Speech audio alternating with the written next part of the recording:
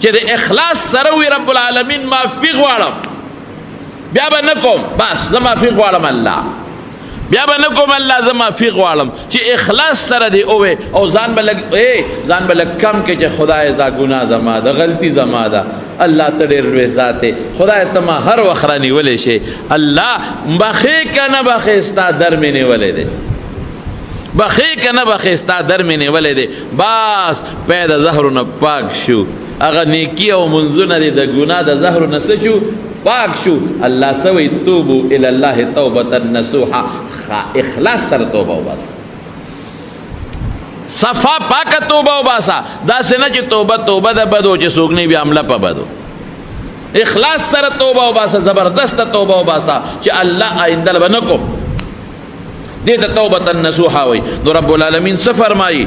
الله په قرآن شریف کې فرمایي عسى ربکم ان یکفر عنکم سیئاتکم، چې توبه دې وباسله ګناه به درته معاف کړي. نو څه کوي ورسره؟ په یو سیکنډ کې درته معاف کوي. عسى ربکم ان یکفر عنکم سیئاتکم، ګناه به درته معاف کړي. یاره څه مهربانه ذات دی، خو موږ د خدای د رحم نه سر ډېر لرې تختړو. عسى ربکم ان یکفر عنکم سیئاتکم، ګناه به درته معاف کړي. او بیا څه وایي؟